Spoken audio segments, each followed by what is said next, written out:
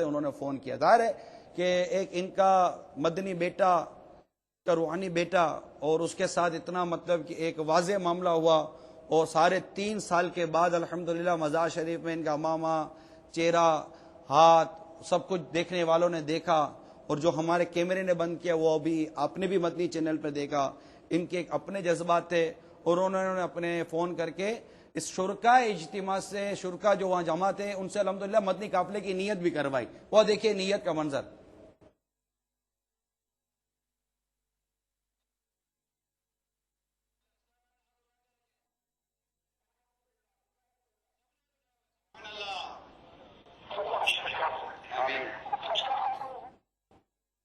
یہ اسلام بھائی نے ہاتھ اٹھا کر قافلے کی نیت. یہ سارے وہاں اسلام بھائی جماعت ہیں جنہوں نے یہ یہ اپنے قبر کی مرمت کا جو منظر دیکھا.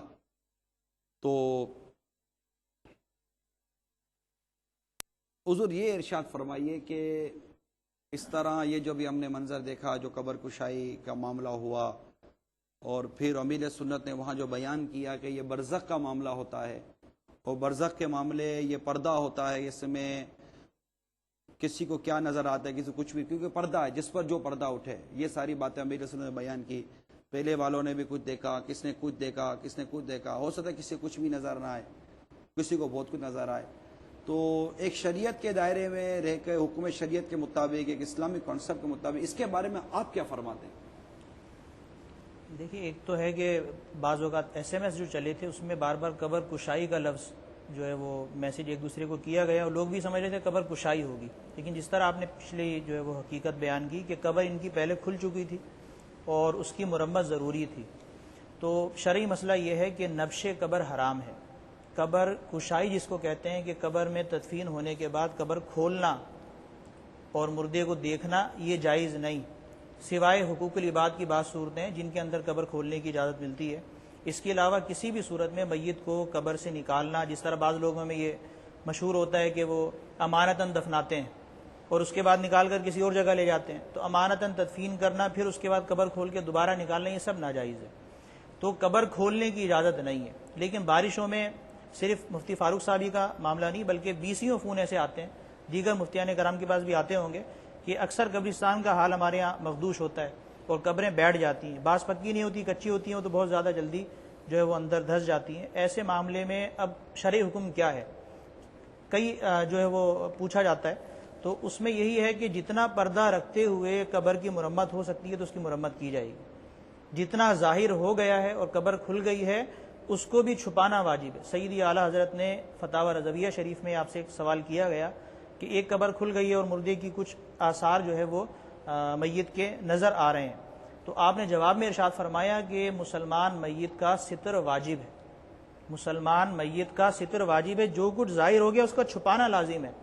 اب جتنا ظاہر ہوا مفتی فاروق علیہ رحمہ کا اور جو لوگوں نے دیکھا مختلف اوقات میں, جس وقت بارش تیز تھی اور پانی اندر گیا اس وقت کی کیفیت کچھ اور ہوگی, اور جس وقت ہم گئے تو پانی چونکہ اندر خشک ہو چکا تھا اور کیفیت ایسی نہیں تھی کہ وہ قبر اندر سے پوری خراب ہو, اور سلپیں بھی ایک سلپ ٹوٹی ہوئی تھی باقی ایک سلپ جو ہے وہ ٹوٹ کر گرنے والی تھی. تو میت کا ستر واجب ہے, اس لیے جو ہے وہ مرمت اس کی ضروری ہو گئی تھی. تو یہ شرعاً جائز ہے کہ اگر میت کو اندر رکھتے ہوئے اس کی مرمت ہو سکتی ہے تو میت کو بلا وجہ چھیڑ چھاڑ کرنا, اس کو نکالنے کی کوشش کرنا, پوری قبر کو کھول دینا, یہ بالکل اس کی شرعاً اجازت نہیں. دل میں تو بہت طرح طرح کے خیالات آتے ہیں, کسی بھی مسلمان میت کے بھی جو ہے وہ ایک ہمدردی کا اظہار ہوتا ہے. پھر ایک نیک صالح شخص ہو, محبوب ہو, جس کی طرف لوگوں کی توجہ کا مرکز ہو, اس کی جب قبر کھلتی ہے, اسی طرح عزیز و اقارب میں سے باس کی کسی کے والد کی کھل گئی, والدہ کی کھل گئی, تو ایسے موقع پہ ایک دل میں جذبات اٹھتے ہیں کہ میں بس کسی طرح اس کی بہت اچھی طرح مرمت کروں. تو آپ غور کیجئے کہ قبر کا حال تو ویسے ہی قبر ہوتی ہے, وہ مٹی کا گھر ہے اور وہ جس طرح سب کی بنتی ہے اسی طرح ایک عام مسلمان کی بھی بنتی ہے یا ایک صالح کی بھی بنتی ہے, نیک ہو یا بد ہو, سب کی قبریں بظاہر بنائی ایک جیسی جاتی ہیں. اور شرعاً حکم یہ ہے کہ قبر جب بن جائے تو اس کے بعد دوبارہ کھولنا یہ ممکن نہیں. اندر کچھ نہ کچھ مٹی وغیرہ کے آثار ہوتے ہیں, اب دل میں کسی کے یہ خیال آئے کہ انہیں نکالنا چاہیے, دوبارہ غسل دے دینا چاہیے, یا ان کے جو ہے وہ سب چیزوں کی صفائی کرنی چاہیے, تو اس طرح کی صورتحال کی بھی اجازت نہیں. بلکہ فقہاء نے مسئلہ یہاں تک لکھا کہ میت کے جو غسل ہوتا ہے اور داڑھی میں اور سر کے بال ہوتے ہیں, وہ ظاہر بات ہے جب غسل دیں گے پانی وغیرہ بہاتے ہیں تو وہ بکھر جاتے ہیں.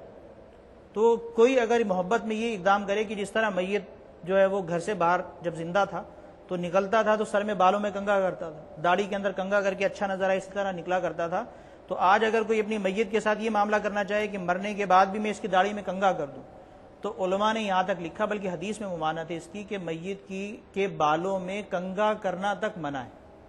میت کے بالوں میں کنگھا کرنا تک منع ہے کہ میت یہ زینت کی چیز نہیں ہے کہ اس کو تزئین و آرائش نہیں, بلکہ سادگی کے ساتھ اسی سفید کفن میں ملبوس کر کے وہی مٹی کے اوپر جو مٹی کی قبر ہوتی ہے تو لٹایا جاتا ہے. تو بہرحال اندر کی کیفیت قبروں کی جو ہے وہ مٹی والی ہوتی ہے. اور شرعاً حکم یہ ہے کہ جتنا ظاہر ہو چکا ہے, برزخ کا معاملہ ہے, مرنے کے بعد سے لے کے آخرت تک کی جو منزل ہے اسے برزخ کہتے ہیں. برزخ کے معنی آڑ ہے, روک ہے, اور گویا یہ ایک جہان جو عالم ہے دنیا کا, زندگی کا, اور عالم آخرت, اس کے درمیان کی یہ آڑ ہے. یہ پوشیدہ ہے اس لیے برزخ کہتے ہیں, نگاہوں کے سامنے نہیں ہوتی. اللہ تعالیٰ جس کو جو چیز ظاہر کرنا چاہتا ہے وہ ظاہر ہوتی ہے, اور نیکوں کا حال اچھا ہی ظاہر ہوتا ہے. اور اس ظاہر ہونے کے اندر ایک یہ کہ مسلمانوں کی ایمان کو جو ہے وہ تقویت ملتی ہے. تو مفتی فاروق صاحب کا بھی جو حال, جتنا کہ پیشانی کا حصہ نظر آئے, امامہ شریف یا بال شریف جنہوں نے دیکھے, اور جو مووی کے ذریعے بھی نظر آتا ہے, تو جتنا حصہ نظر آنے والا تھا اتنا ہی دیکھا جا سکتا تھا. وہ بھی ہر ایک کو قبر میں اترنے کی اجازت نہیں دی جا سکتی, ایک آدمی اتر سکتا تھا. تو اس طریقہ کار سے ان کی مرمت چونکہ ممکن تھی, اور ایک سلپ نکال کر جو جیسا آپ بتا رہے تھے, تو اوپر سے سلپیں ڈالنے کے بعد ان کی قبر جو ہے وہ انشاءاللہ جو ہے اب جو ہے وہ مرمت کر دی گئی. تو اب امکان نہیں ہے کہ دوبارہ جو ہے وہ جلدی کوئی گرنے کا خدشہ نہیں. یہ امانتیں جو تدفین ہوتی ہے یہ بالکل جائز نہیں, بالکل جائز. ہمارے صدر الشریعہ حضرت علامہ امجد علی اعظمی رحمۃ اللہ تعالی نے بہار شریعت میں برزخ کا جو بیان کیا وہ میں عرض کرتا چلوں. دنیا اور آخرت کے درمیان ایک اور عالم ہے جس کو برزخ کہتے ہیں, اور یہ اس میں مطلب آپ نے یہاں, کیونکہ یہ مفتوحۃ المدینہ کے مطبوعہ ہے, اس پر حاشیے کا بھی کام ہوا ہے, حوالہ جات کا بھی کام ہوا ہے. تو سورۃ المومنون پارہ 18 کی آیت نمبر 100 کا یہاں حوالہ لکھا ہوا ہے, وَمِن وَرَائِهِمْ بَرْزَخٌ إِلَى يَوْمِ يَبْعَثُونَ. ترجمہ کنز الایمان, اور ان کے آگے ایک آر ہے اس دن تک جس میں اٹھائے جائیں گے. یہ برزخ کا یہاں بیان ہے. مرنے کے بعد اور قیامت سے پہلے تمام انس و جین کو حسب مراتب اس میں رہنا ہوتا ہے, اور یہ عالم اس دنیا سے بہت بڑا ہے. دنیا کے ساتھ برزخ کو وہی نسبت ہے جو ماں کے پیٹ کے ساتھ دنیا کو. برزخ میں کسی کو آرام ہے اور کسی کو تکلیف. جیسے سرکار صلی اللہ تعالی وسلم کی حدیث پاک بھی ہے کہ قبر یا تو جنت کے باغوں میں سے ایک باغ ہے یا جہنم کے گڑھوں میں سے گڑھا.